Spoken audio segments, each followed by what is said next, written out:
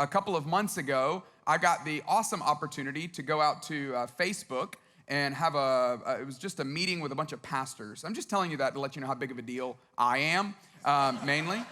No, I'm not that big of a deal at all, but our church is a big deal. Our church has a great reputation, and so because of the role that I have here, I got the opportunity to go to this meeting. And the coolest part of the whole day was getting to meet the chief operating officer of Facebook, Cheryl Sandberg. She did a Q&A for us. It spent about an hour with us. And she was just a remarkable leader, but also just a remarkable person. And I was familiar with her story, but since then I had the chance to read a book that she wrote with Adam Grant called Option B, where she tells her story about losing her husband. And she talks about the resilience that she built. And so as I met her that day, I had the thought, you know what, for the series that we're doing, it would be an awesome thing to be able to come back out here and interview Cheryl to be a part of the series. And she kindly said yes and accepted our invitation. And so we went back out there just a couple of months ago, and I got the chance to sit down with her and talk about her own story, but also to talk about what she's learned through building resilience.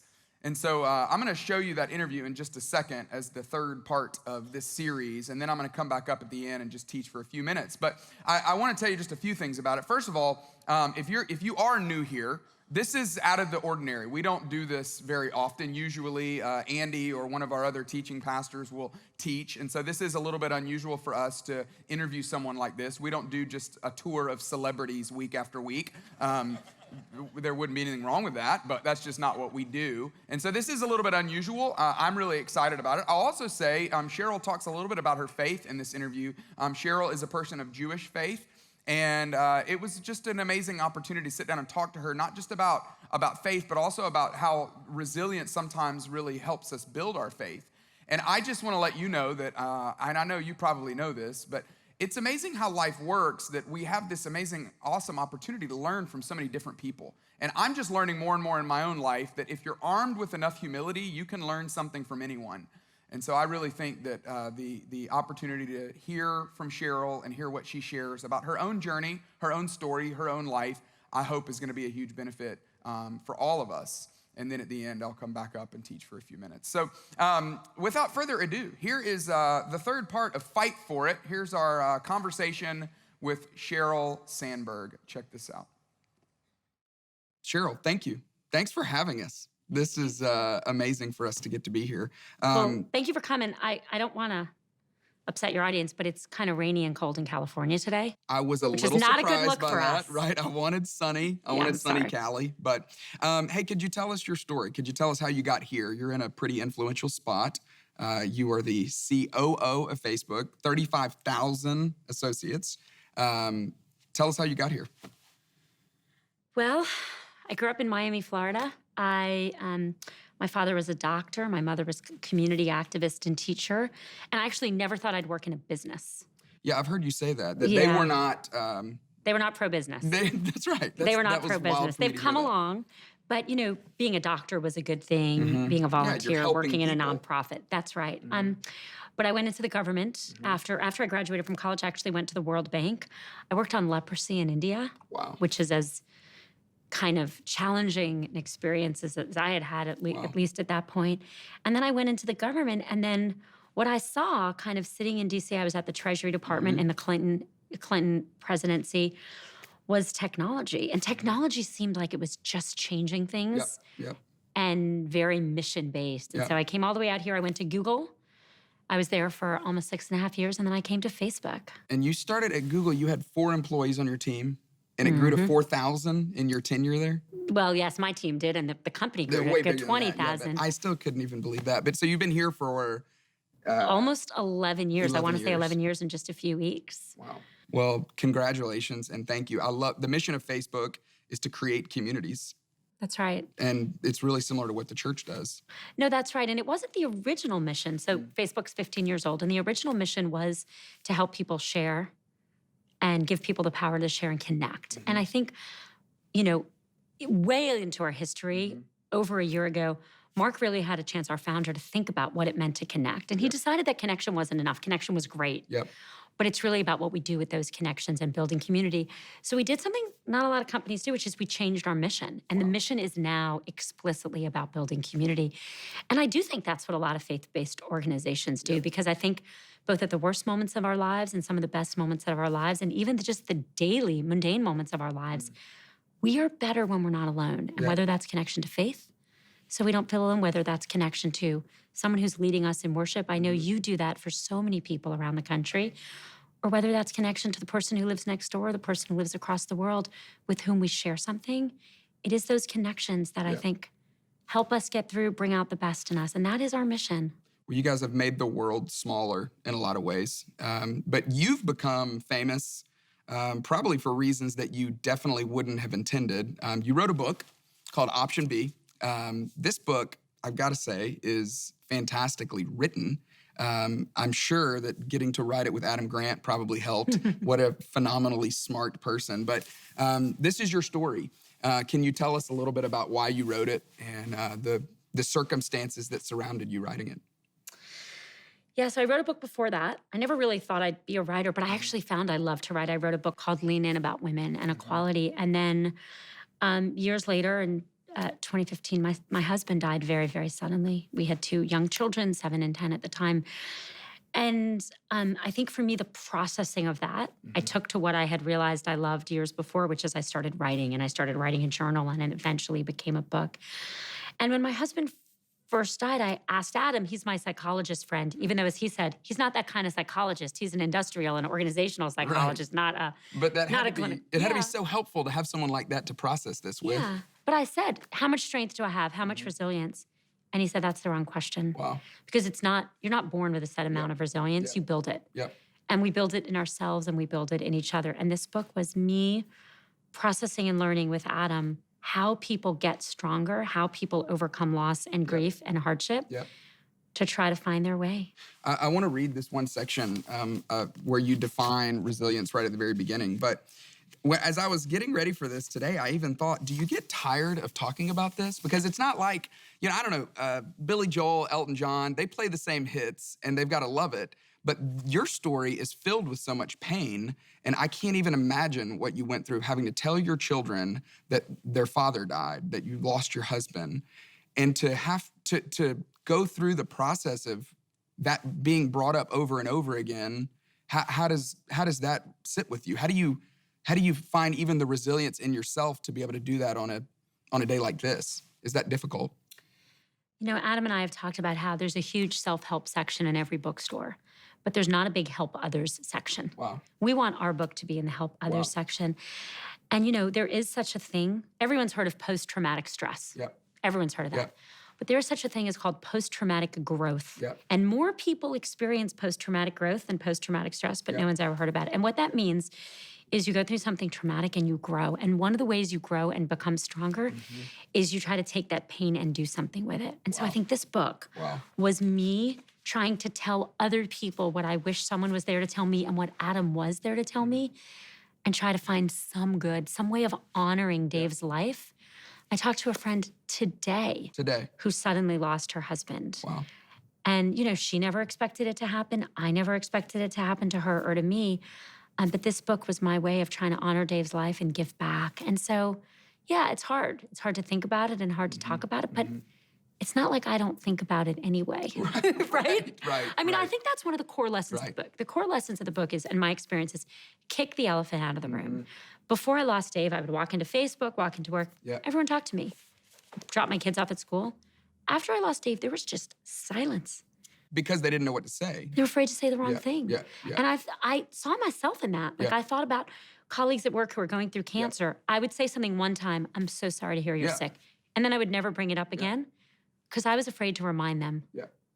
You can't remind someone she has cancer. She knows.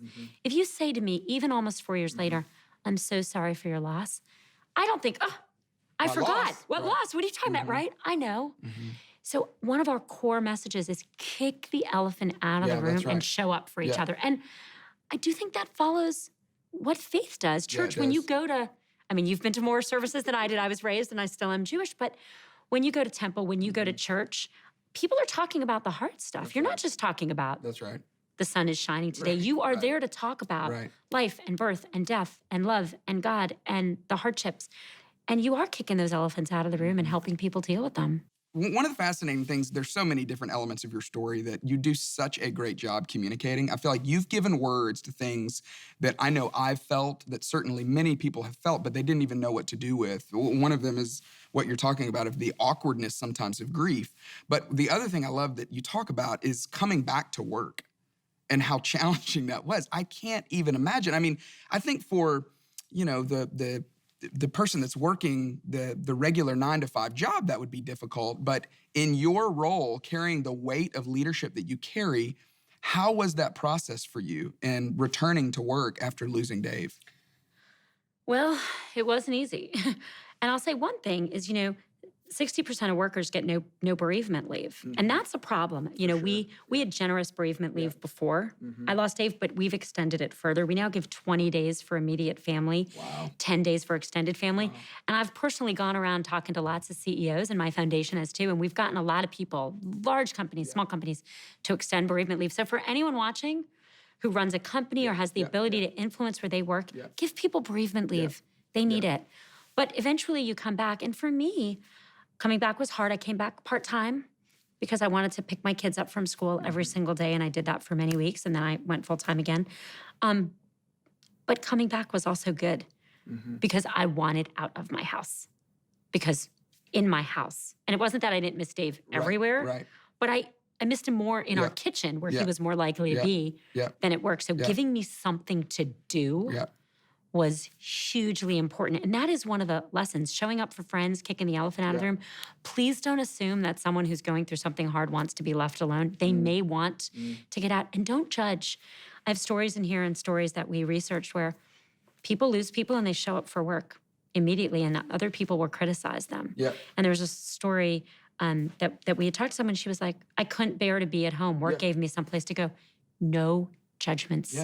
So in coming back to work, Mark gave you the freedom to be able to come back when you were ready. And you had to make that decision that all of us have to make. How am I going to process this? Because you couldn't just stuff it and say, I'm never going to deal with this. I mean, part of grief wants us to do that, I think, but we all know that the healthiest leaders are the most emotionally healthy people. And so eventually you had to process that. How did you learn how to do that? How did you learn how to process that in a way that allowed you to become, as you say, an even better leader? You bounced forward, which is one of the chapters that I think is so fantastic as well. How did you do that? How did you process that emotion in a way that made you a healthier person? Well, I came back 10 days later, the day my kids went back to school. The therapist we talked to said, get them back to school as quickly as you can. It's good for them. So 10 days later, they went back to school when they were ready. But it was, I think, very, very good. For them too, like, they have to go to school, get out of the house. They were happy to go back. And when I came back, again, I was not here the longest days. I was here short days for a while. But I would try to get through the meetings, and sometimes I just couldn't. Sometimes I just couldn't. My first day back, I fell asleep. I talked too much. You genuinely fell asleep. Fell asleep in a meeting in Mark's office. Fell asleep, talked too much.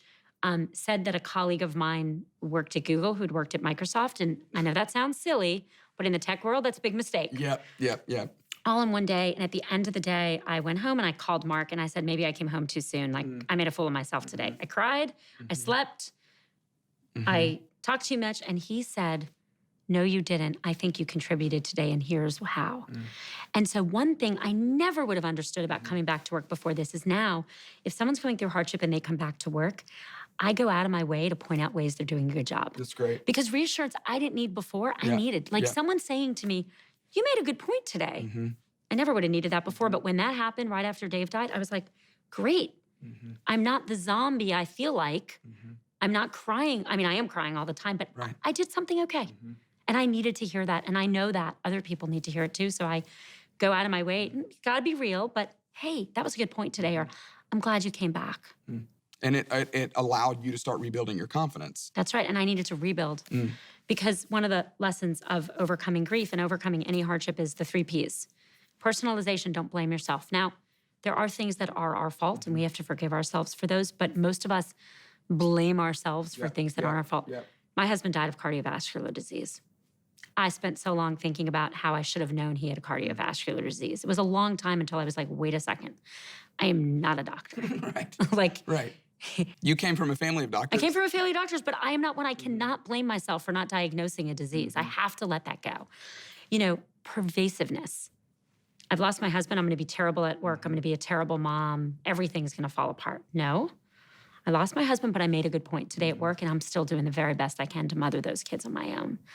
And permanence, as I was telling my friend just today, it feels so awful at first. And it's all individual. People process grief in different ways in different times, but time does heal. Not completely, not entirely, but your whole life is not ruined. That's right. And if you told me that day, week, months in, I didn't believe you. And I write that. I didn't believe people who told me my whole life. Those 3 Ps are so helpful. It's personalization. It's not all your fault. Pervasive. There are things that are still good. I still had my health. And permanence. And one of the most counterintuitive things that happened to me was Adam saying to me long before we were working on a book, it could be way worse. You think when you're devastated, you should be looking for happy thoughts. So looking for worse seemed real. I was like, what do you mean it could be worse? My husband just died suddenly. He said, well, Dave could have had that same cardiac arrhythmia driving your children. I mean, you say that, and I was like, oh my God, I could have lost all 3 of them. Immediately, I was like, I'm good, kids are alive.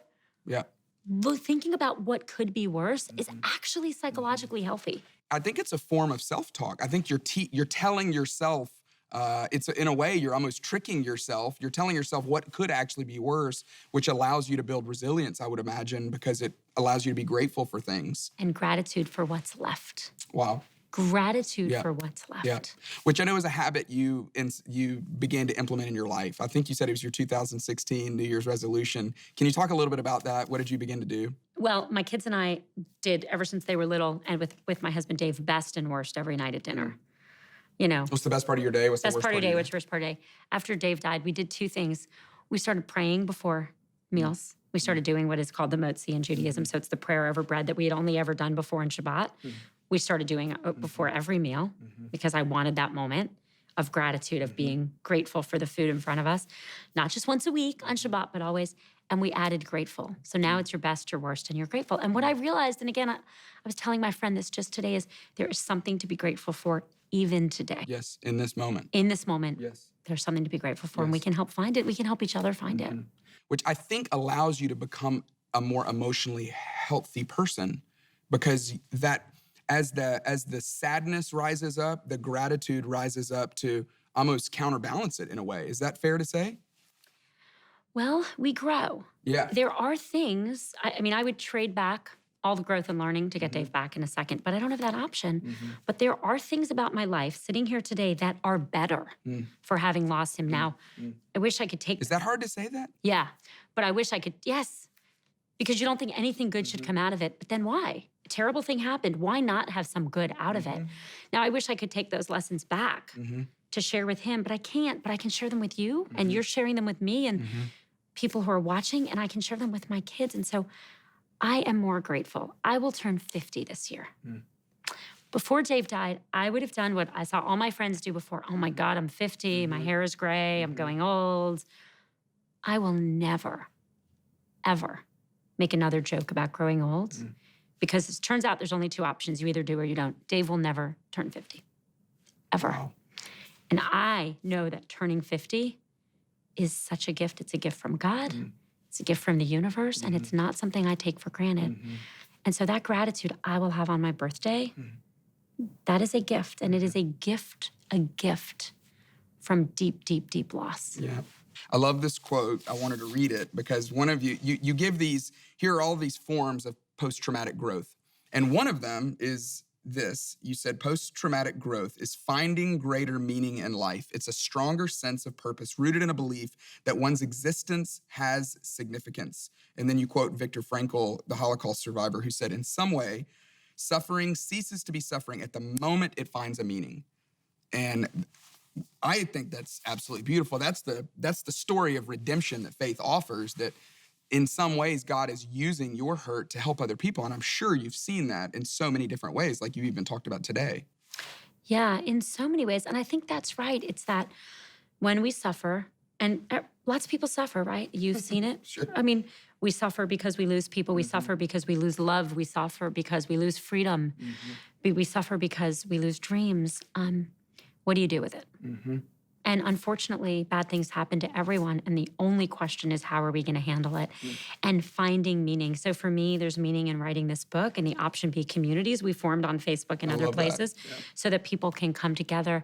I think people also, in many ways, have a deeper attachment to religion. And that definitely happened to me. I was raised Jewish. It was an important part of my growing up. But I think I became more spiritually aware, cognizant, and aligned through what was the ultimate loss. Yeah. Grief is different for every person.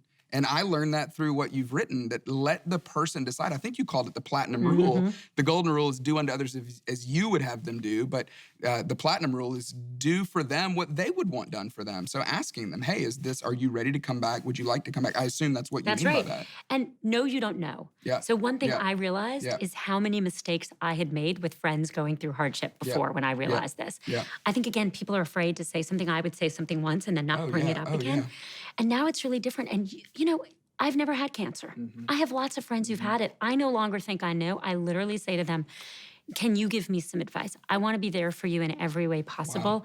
I want to make sure you're not going through this alone. What can I do? And then be specific. Can I bring dinner to your house? Can I babysit your kids while you're going for treatment? Do you want to come over? Watch a movie on my couch? Like, you know, get specific, but ask. I love your question. Do you want to talk about it a lot? Do you want to talk about it not at all? When you said, what do you not want on a burger? Which I think is fantastic. Tell me what you don't want, because I'm going to bring you one, whether you want it or not. It's one of my favorite stories. So in here, we have a story of my friend and Facebook colleague, an amazing, amazing family, Dan Levy and his amazing wife. They lost a child, and they were in the hospital for many months before that child passed away. Yes, it's devastating. And they had a friend who texted and said, I'm in the lobby for a hug, whether or not you want one or not. Like, I'm here for an hour, come down or not, but I'm here. You know, another friend showed up and said, what do you not want on a burger? Because I will be bringing a burger. A friend of my sister's who had a child, who had her daughter's teacher's child got cancer, and she had read the book. And she said before she read the book, she would have done nothing. It's her daughter's teacher's child. Like, she knows the teacher, but she's not close. But she read the book, so she bought a big stuffed animal. And she went to the hospital and said, I'm here. I have a stuffed animal for your daughter. I can leave it in the lobby or come up. The teacher said right away, please come up. So she went upstairs. Sorry, cannot talk about this without crying. She went upstairs, gave that 4-year-old the big stuffed animal. Teacher standing behind crying. And in that whole hour she was there, no one showed up. We don't have, everyone thinks that someone else is closer with the person. We don't have enough friends from first grade to take care of us through these things. Show up. Show up with the stuffed animal, show up with a card, show up with a hug. But ask people, do you want me to be there? With no imposition. I'm here. Cheryl, that's beautiful. Any final thoughts that you would say to a leader, maybe a younger leader who's trying to figure out, okay, I've been through some hard pain and I'm trying to grow from it. I'm trying to get better. What are some things they could start doing today? You mentioned gratitude. Is there anything else that they could implement in their life to begin to process that pain in a way that would allow them to bounce forward? I think gratitude. I kept a journal, which I talked about in there. At first, when I was trying to rebuild my confidence, I wrote down 3 things I did well. Let me tell you, the list was not a very good one. Made tea.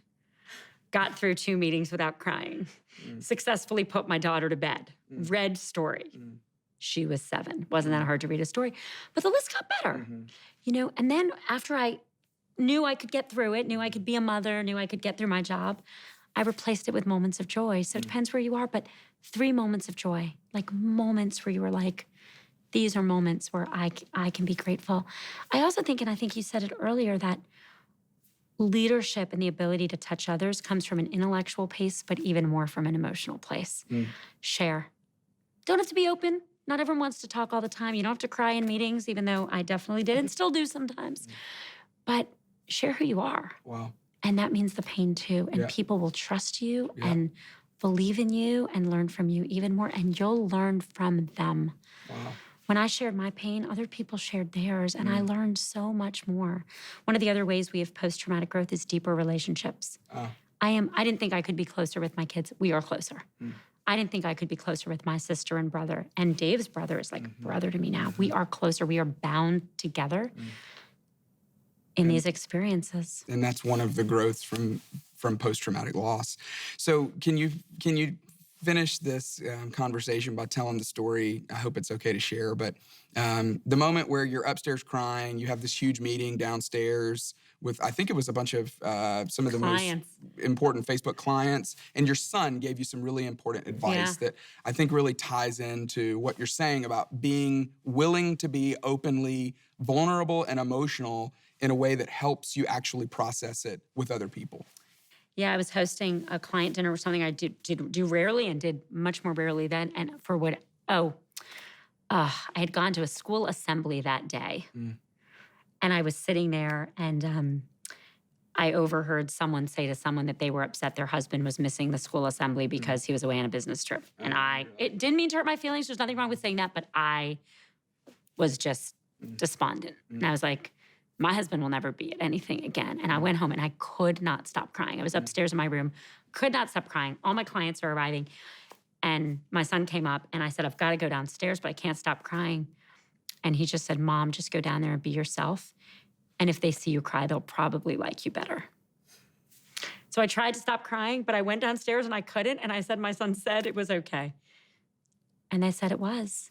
And a bunch of them had experienced some form of loss too. So many people are walking around. You are sitting next to someone right now who's experiencing something they might not have shared. Share yours and they'll share too. That's powerful. Well, and thank you for Facebook, because that's one of the benefits of Facebook. I mean, the post that you made 30 days after Dave's death, I think allowed so many people to be able to connect with you in a way, to be able to share their own loss in a way that 20 years ago, we didn't have that platform to be able to do that. So thank you for the benefit that you're adding to our community and to communities all over the world. No, I really believe that. I mean, there are so many faith-based groups that are on Facebook. There are so many groups around loss and around challenges and around diseases, but also around birthdays and donating to save lives and the best moments of our lives. And I do believe that connection we can share as people really helps us. I did this post on Facebook 30 days in, which I didn't realize would be as broad as it was and go as viral as it did, but it did. But on that post, people said, things like, I just lost one of two twins. I'm in the NICU. And I'm going to go in and try to give that second surviving child a wonderful life. Like, I felt so close to that woman who I will never meet.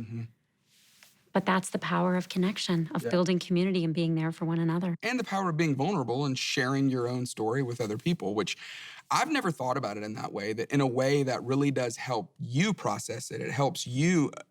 I think it's easier to think about, well, this certainly helps other people, but to think about this is actually good for me to share, that's a way to begin to emotionally process some of that pain to help you bounce forward.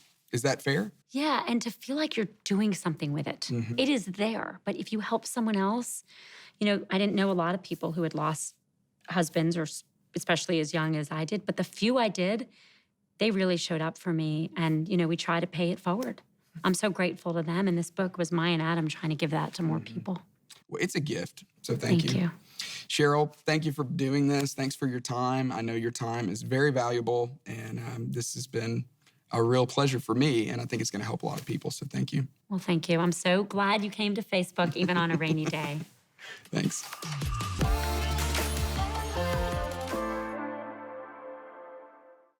I love that line that she says at the end, that one of the benefits of helping other people is you at least feel like you're doing something with it. And sitting there talking to Cheryl was just such a helpful conversation for me, because it's where I started to really crystallize some thoughts around the idea that yes, suffering is awful. Yes, trials and trouble and all of the struggles that every single one of us has are awful, but learning to get to use that to help others, that really is where the joy is found. It's where the redemption happens, where life gets to come from this horrific loss or death or rejection or disruption or whatever it may be. And that really is what I hope, that's what I hope you walk away with today, is that your struggle, your trouble, your trial that it actually can have a purpose, and it can actually be something that you see as a way to help other people. I don't know if you'll ever get to a point, I don't know if I'll ever get to a point to say that the worst thing that has ever happened to you, the worst thing that's ever happened to me, is actually a gift. That's really difficult to say that, but when we start to see God use it in other people's lives, I think that's when we start to realize that, there's some meaning here, there's a purpose here, there's something better that can happen on the other side because of this. And that really is that's my hope for you. That's my hope for myself. I love Cheryl and Adam's definition of resilience. I tried to read it there at the beginning of that interview, but we just got into so many other topics that I never got to come back to it. But they define resilience as the speed and strength at which you respond to adversity. The speed and the strength at which you respond to those difficult things, the disruption, the rejection, as we talked about last week. We've been using this definition that resilience is bouncing back from disruption or adversity or rejection. But it's the speed and strength. I love that idea that you can get faster and you can get stronger. It's a muscle that can be worked out. It's a muscle that can grow. It's not this fixed state. No, it's something that we all can get better at. And we can help each other get better. We can actually be more resilient for someone else. That's the idea for today. And so what I want to do is I just want to read a passage from something the Apostle Paul wrote in 2 Corinthians. He knew a thing or two about hard times. He knew a thing or two about difficult situations. And in 2 Corinthians chapter 1, at the very beginning of this letter that he wrote, he gives us this same idea that, hey, you have been given something from God in your darkest hour. At the worst time, God gave you something, but it wasn't just for you. He gave you something that was meant for you to then give away to someone else. Here's the way it begins. This is 2 Corinthians chapter 1, verse 3. He wrote, "Praise be to the God and Father of our Lord Jesus Christ, the Father of compassion and the God of all comfort." He gives God 3 different titles there in that one little verse. He says, "Praise be to the God and Father of our Lord Jesus Christ, the Father of compassion." And then he calls him the God of all comfort. Don't you love that title? That he is the God of all comfort. If we were to just take a moment and say, how many of you have experienced the God of all comfort in some really dark hour in the middle of the night? I would imagine we would have thousands of hands that would go up because we have all experienced, hopefully we have all experienced the God of all comfort, comforting us in those times. And the way he does it through prayer, right? He does it through his presence, but then he also does it through people. That it's amazing how the answer to our prayers usually come in the form of another person. That I can be the answer to your prayer and you can be the answer to my prayer. I can be the conduit that God uses to help you, and you can be the conduit that God uses to help comfort me. It's the way he designed us to operate. He says in verse 4, he says that the God of all comfort who comforts us in all our troubles. And then he gives these 2 words that are so important because they really, they should be a mile marker, a post sign to say, hey, I'm about to tell you why. I'm about to give you the purpose. He says, who comforts us in all of our troubles so that what? So that we can comfort those in any trouble, all trouble, so that we can comfort others who are in the middle of trouble with the same comfort, with the comfort that we ourselves received from God. So he gives us this very clear picture. It's a very simple picture, right? That basically in the middle of your darkest time and your suffering and your trial and your trouble, that God has a way of comforting you, but it's not just for you. No, he gives you that gift so that then you can go and provide that same comfort to someone else in the middle of theirs.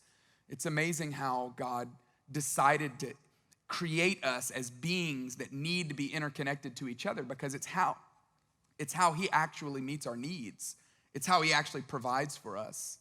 Paul continues and he fleshes this out. He gives us another way of thinking about this. Verse 5, he says, "For just as we share abundantly in the sufferings of Christ, so also our comfort abounds through Christ." Look at those 2 words, abundantly and abounds, these huge, large, lavish words, that we love the abounding comfort, we don't love the abundant suffering, right?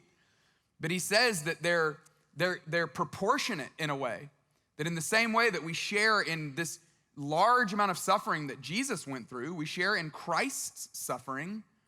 Paul knew exactly what that was like. As gruesome, as awful as Jesus' death on the cross was, as awful as his suffering on earth, being rejected, being betrayed, having his own reputation diminished. In the same way that Jesus suffered, Paul himself had his own suffering. Paul knew what it was like to be betrayed by friends, to have family members turn their back on him, to have friends leave him. He knew what it was like to be shipwrecked. If you want a picture of Paul's suffering, go read Acts 27, the last chapter in Acts. It's the saddest, most awful thing because he's shipwrecked on this island that he didn't even wish to be on. They're creating a fire out of some old logs. He reaches his hand to go put something in the fire. You remember what happens? A snake comes and bites him. I remember reading that thinking, boy, Paul, you can't catch a break. I mean, that is just, it just continued to happen over and over and over again. He knew what it was like to share abundantly in the sufferings of Christ, and so do you. On different levels and different ways, you know what it's like to share in those sufferings as well. You've lost loved ones. You've experienced job loss. You know what it's like to be left out. You know what it's like to be betrayed. And he says, in the same way that we share abundantly in those sufferings, he says, and so also our comfort abounds as well through Jesus. That yes, we have this huge amount of suffering, but we also have this huge amount of comfort that God has provided to us through the empathy and understanding of Jesus. He continues in the next verse, verse 6, he says, for if we are distressed, if you're feeling distressed, this is for you. You might not use that word, but he says, if we are distressed, it is for your comfort and salvation. So if I'm distressed, he's saying it's going to be for your comfort and your salvation. Again, he shows us this picture.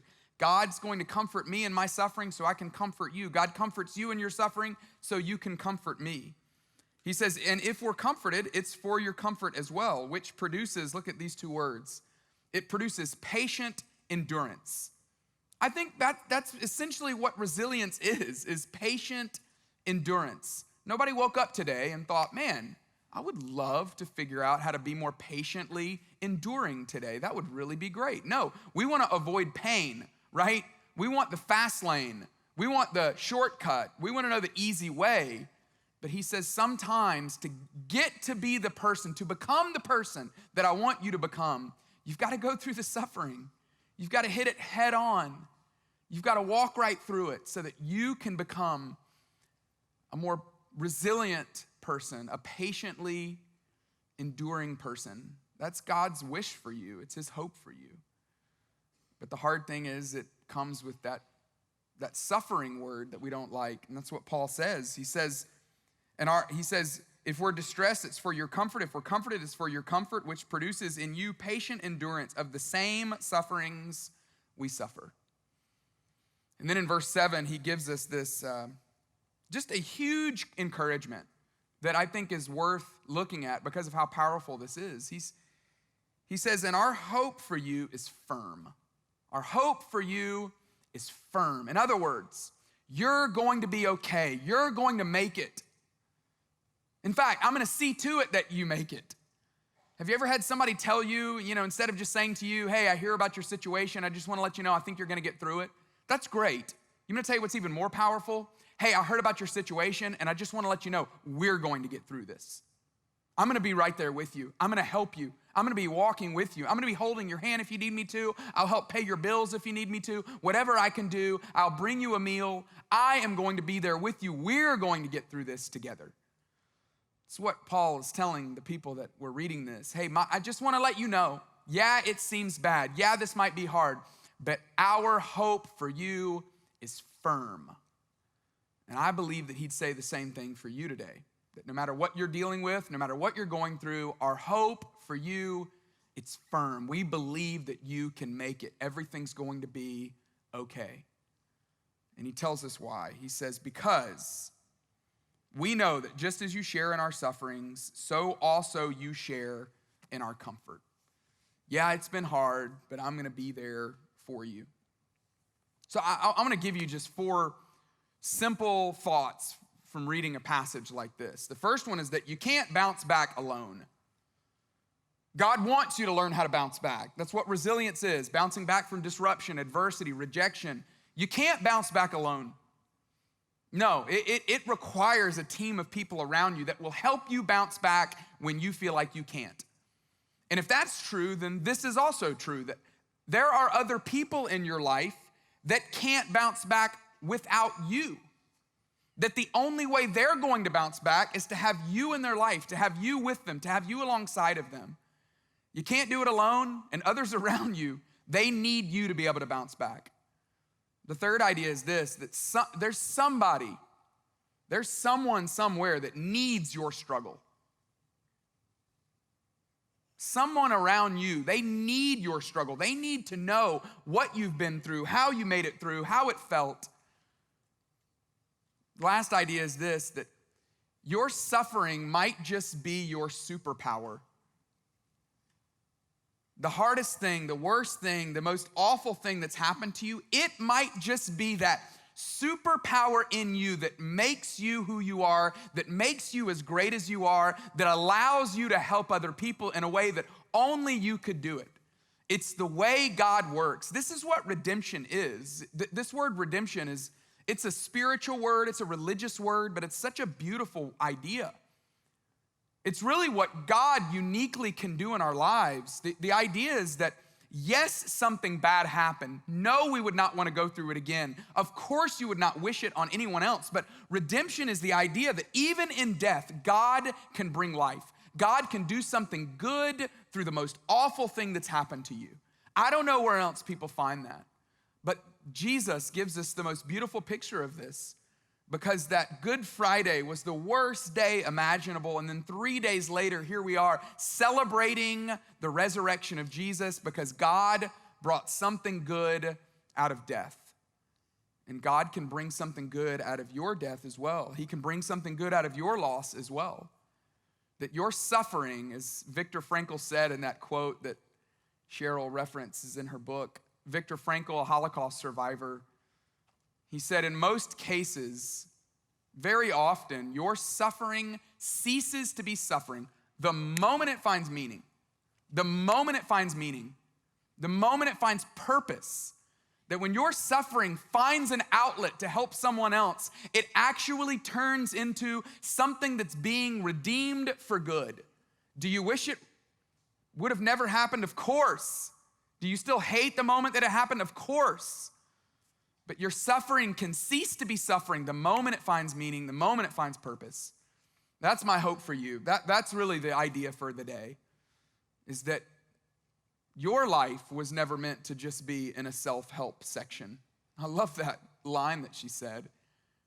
I don't want this book to be a book for self-help. I want this to be a help others book. Your life was meant to be a help other kind of life. And as soon as you learn how to bounce back from your own stuff, as soon as God begins to build up that muscle of resilience in you, you'll find the outlet of helping others do the same thing. God wants to help you build your own resilience, but he also wants you to help others become more resilient as well. Resilience is a team sport. You can't do this alone. And someone needs your struggle as well. And your struggle might just be, your suffering might just be your greatest superpower. So here's what I would love to do as we end today, is I would love to just take a moment to practice what we're talking about. There's some of you that you're dealing with something right now that has been rough. Maybe it's job loss, maybe the loss of someone, maybe a health diagnosis, maybe betrayal from friends, maybe something difficult that feels like it's been difficult to bounce back from. We want to practice learning resilience together. And so what I would love to do is I would love to just invite you, if that's you, if you would say, yeah, I've got something right now that I'm dealing with at all of our churches and all our auditoriums, I would love for you to just raise your hand. Just let us know. Just tell us that's me. I've got something going on right now.